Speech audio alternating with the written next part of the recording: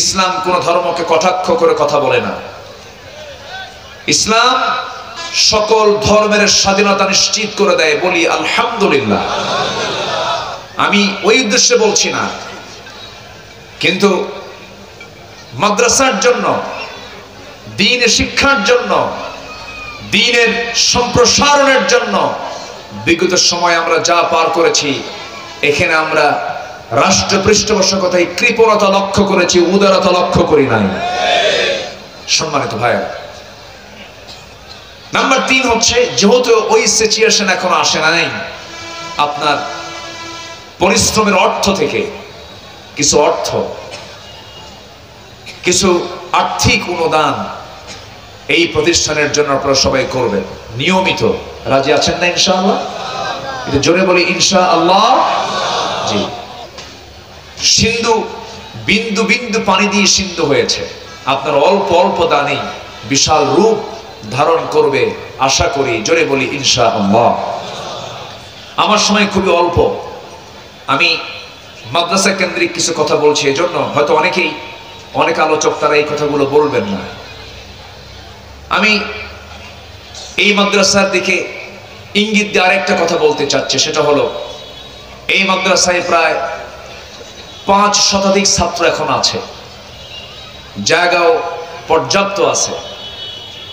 এখন শুধু সঠিক পরিচালনা এবং মাদ্রাসার মূল প্রাণ হচ্ছে বাইতুল মাল। মূল প্রাণ কি বলুন তো? বাইতুল মাল। এই বাইতুল মাল যত মজবুত হবে, প্রতিষ্ঠান তত পিছে যাবে না এগিয়ে যাবে? এগিয়ে যাবে। আমরা এই দিকে একটু খেয়াল করার চেষ্টা করব। আল্লাহ কবুল করুন, আল্লাহ কবুল করুন, আল্লাহ কবুল করুন। সম্মানিত ভাইরা, আমরা এই দুনিয়াতে খুব অল্প সময়ের জন্য আসছি, চলে যাচ্ছি যে কোনো মুহূর্তে, যখন তখন যে কোনো মুহূর্তে আমরা কিন্তু দুনিয়া থেকে বিদায় নেব। জন্ম হয়ে গেছে, এখন শুধু সামনে কি বাদ আছে? মৃত্যুবাদ আছে। আমরা মুখোমুখি হয়ে যাব কার সামনে? আসতে বলবেন না, কার সামনে?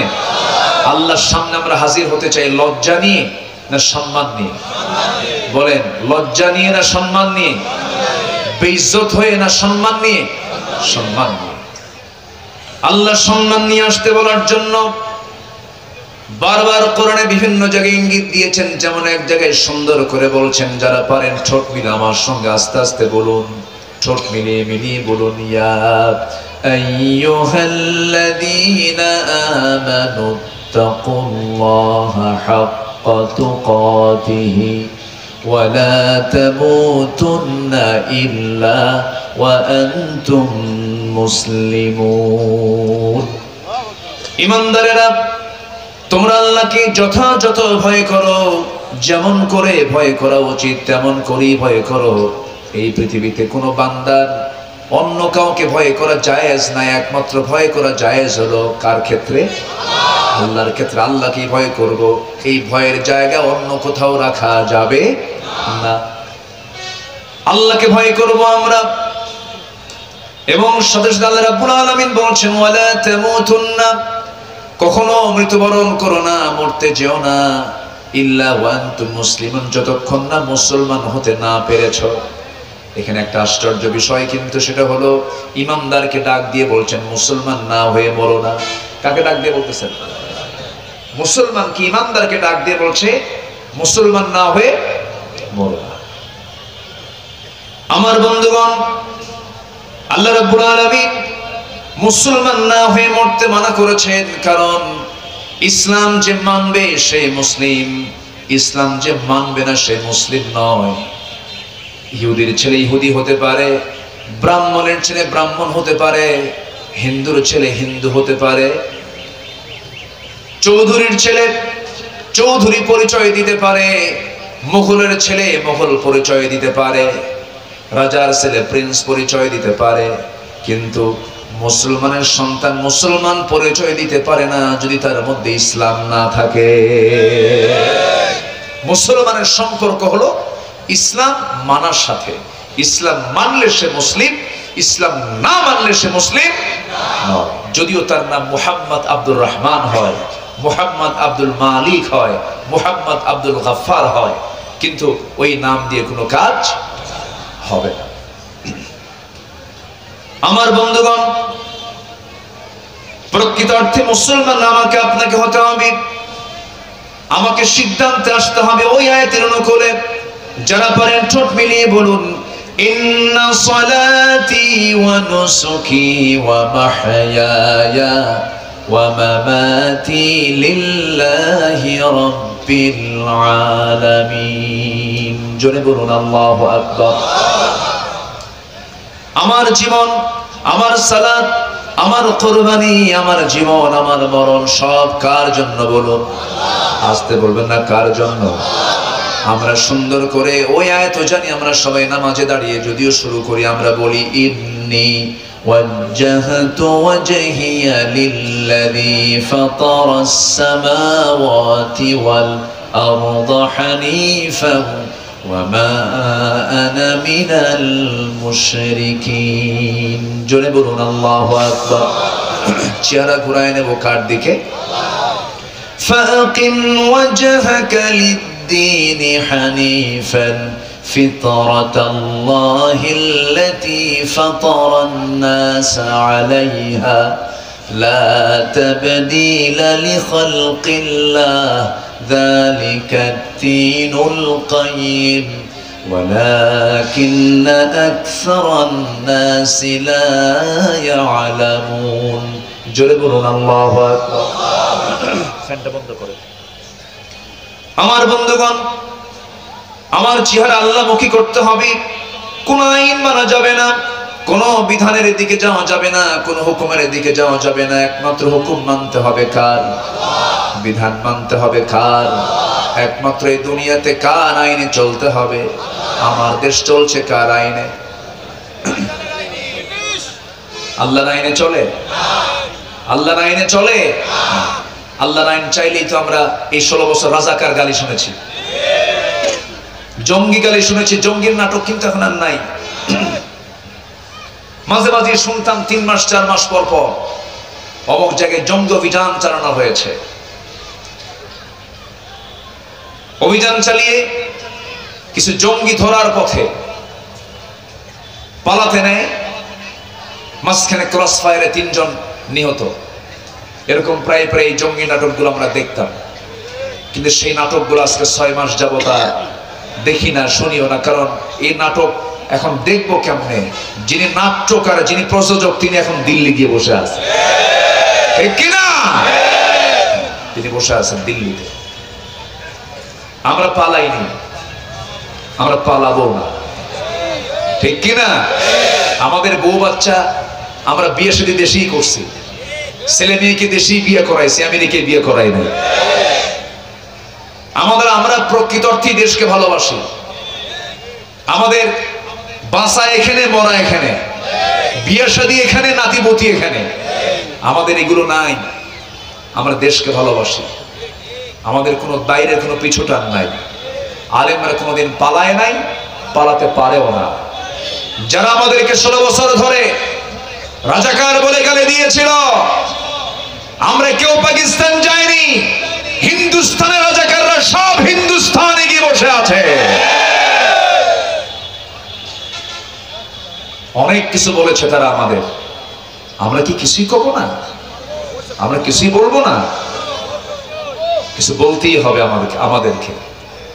আরামে রাখতে দেয়নি তো আমাদের, আরামে রাখে নাই, আরামে থাকতে দেয়নি। এই 16 বছর আলেমদের সময় কেটেছে শুধু জেলখানায় যাওয়া আসার মধ্য দিয়ে। একটা বিশাল সার্কেল, আনাকুম জানাকুম, জানাকুম আনাকুম। সম্মানিত বন্ধুগণ, অনেক কিছু করেছে তারা। বাগেরহাট যদি অন্য জেলা, এই বাগেরহাটের সাথেই লাগানো পিরোজপুর, পিরোজপুরের সাইদ খালির কৃতি সন্তান, বিশ্বনন্দিত আলেমে দ্বীন, যার বাল্য জীবন বাগেরহাট, খুলনা, সাতক্ষীরায় কেটেছে। আপনাদের কলিজার টুকরা সন্তান, এই এলাকার সন্তান। আল্লামা সাইদিকে নিয়ে কি নাটক তারা করেছিল। 13টা বছর অযথা অন্যায়ভাবে জুলুম করে তাকে 4 শিকের দেওয়ালে বন্দী রেখেছিল। তা ওদের ঝাল মেটে নাই, রাগ মেটে নাই। শেষ পর্যন্ত চিকিৎসার নাম করে 13 আগস্ট 2023-এ জেলখানা থেকে বের করে সন্ধ্যার আগ দিয়ে হসপিটালে ভর্তি করায়া রাতের বেলা চিকিৎসার নাম করে ইনজেকশন পুশ করে পয়জনিং করে পরিকল্পিত নাটক তৈরি করে পরিকল্পিত সাজানো নাটকের মধ্য দিয়ে তাকে হত্যা করা হয়েছে। দ্বীনি প্রতিষ্ঠান হিসাবে আলেম তৈরির ঘাঁটি হিসাবে প্রতিষ্ঠিত মাদ্রাসার এই প্ল্যাটফর্ম থেকে আলেম সমাজকে সাথে নিয়ে আল্লামা সাঈদীর এই হত্যার ব্যাপারে দায়িত্বহীন ভাষায় জানাতে চাই, আল্লামা সাঈদীর খুনের সাথে যারাই জড়িত এই কিংবদন্তির হত্যার বিচার সকল হত্যার আগে বাংলার জমিনে বাস্তবায়ন করতে হবে। রাজি আছেন কারা কারা? হাত উঁচু করে দেখান মুসলমান।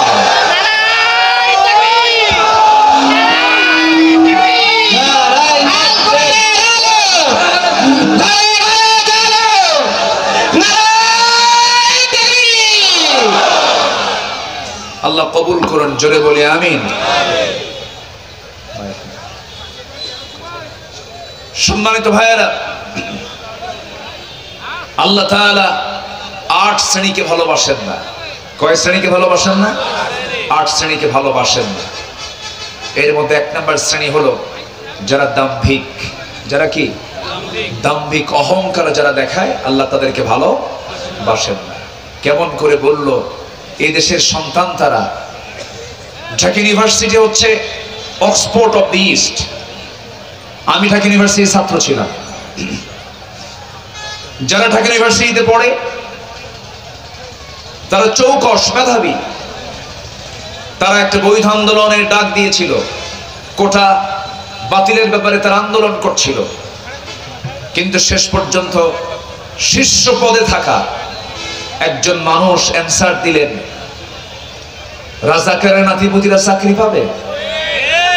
এই কথা কি বিনয়ের কথা না দাম্ভিকতার কথা? বিনয় না অহংকারের কথা? অহংকার আসে, অহংকার থাকবে যার, পতন হবে তার। অহংকার বান্দা দেখাতে পারে না। আল্লাহ রাব্বুল আলামিন দাম্ভিক শ্রেণীকে ভালোবাসেন না। আল্লাহ বলছেন, ইয ক্বালা লাহু কওমুহু লা তাফরাহ ইন্নাল্লাহা লা ইউহিব্বুল ফারিহিন। জোরে বলুন আল্লাহু আকবার। দম্ভ করো না, কখনো দাম্ভিকতার পরিচয় দিও না। আল্লাহ কিন্তু দাম্ভিককে কখনো পছন্দ করেন না, অহংকারীকে পছন্দ করেন না। আমার বন্ধুগণ, অহংকার যখন কারোর মধ্যে দেখবেন তখন মনে মনে এটাই সিদ্ধান্ত উপনীত হবেন যে এই মরার জন্য অহংকার দেখাচ্ছে। কিসের জন্য? মরার জন্য, ধ্বংসের জন্য। নাম্বার 2 হলো আল্লাহ রাব্বুল আলামিন যারা সীমা লঙ্ঘন করে তাদেরকে পছন্দ করেন না। আল্লাহ রাব্বুল আলামিন বলেন, ওয়াকাতিলু ফি সাবিলিল্লাহিল্লাযীনা ইউকাতিলুনাকুম ওয়ালা তা'তাদু ইন্নাল্লাহা লা ইউহিব্বুল মু'তাদিন। জোরে বলুন আল্লাহু আকবার। সূরাতুল বাকারা 190 নম্বর আয়াতে আল্লাহ রাব্বুল আলামিন বলেন, তোমরা আল্লাহর রাস্তায় তাদের বিরুদ্ধে লড়াই করো যারা তোমাদের বিরুদ্ধে লড়াইয়ে নেমে যায়, এবং সীমা লঙ্ঘন করো না। লড়াই করার জন্য, কিতাল করার জন্য, যুদ্ধ করার জন্য, জিহাদ করার জন্য হুকুম দিয়েছেন তিনি আমার কে? যিনি নামাজের হুকুম দেন তিনি তো জিহাদের হুকুম দেন। নামাজ পড়তে কোনো বাধা নাই, কিন্তু জিহাদের কথা বললে পরে আমাদেরকে জঙ্গি বলে গালি দেয়। জিহাদের হুকুম আছে না নাই? বলেন, আসতে বলবেন না, আছে না নাই? জিহাদের হুকুম এখনো আছে না নাই? এখনো আছে, কারণ আবু জেহেল এখনো আছে। আবু জেহেল নাই? আমার বন্ধুগণ, ইন্নাল্লাহা লা ইউহিব্বুল মু'তাদিন। আল্লাহ রাব্বুল আলামিন সীমা লঙ্ঘনকারীকে কখনো পছন্দ করেন না। সীমা লঙ্ঘনের আরেকটা আরবি আছে, সেটা হলো ইযহাব ইলা ফিরআউনা ইন্নাহু তাগা। একজন পয়গম্বরকে আল্লাহ রাব্বুল আলামিন অর্ডার দিলেন, হে মুসা চলে যাও ফেরাউনের কাছে কালিমার দাওয়াত দিতে যাও, কারণ সেই ফেরাউন কিন্তু সীমা লঙ্ঘন করেছে। কি লঙ্ঘন করেছে? সীমা লঙ্ঘন করেছে। ফেরাউন ছিল সবচাইতে কাফিরদের মধ্যে ভয়ঙ্কর একজন কাফের। কোন কাফের নিজে কি রব হিসাবে দাবি করে নাই, কিন্তু ফেরাউন নিজে বলেছিল আনা রাব্বুকুমুল আলা, সবচেয়ে বড় রব আমি। এই রববিয়তের যে ঘোষণা সে দিয়েছিল, এটা কিন্তু এই জন্য বলে নাই, সে ফেরাউন কিন্তু বলে নাই আমি আকাশ বানাইছি, না আমি জমিন বানাইছি, না আমি সমুদ্রের পানিগুলোর ঢেউ আমি চালাই না, সমুদ্রের পানিগুলো জোয়ার ভাটা করি আমি না। সেই ফেরাউন কেন বলেছিল আমি সবচেয়ে বড় রব? এই রববিয়তের সঙ্গেই তাফসীর এসেছে, ফেরাউন যে বলতে চেয়েছিল রবের সংজ্ঞা হচ্ছে এটাই। ফেরাউন বলেছিল আমার এই জনপদে কারো আইন চলবে না, একমাত্র আইন চলবে আমি ফেরাউনের। আমি সবচেয়ে বড় আইনদাতা, আমি সবচেয়ে বড় বিধানদাতা। সে মানুষ সৃষ্টি করেছে এমন কথা সে বলে নাই। এরকম রব আমার দেশও আছে না নাই? আস্তে কোন করে আছে না নাই?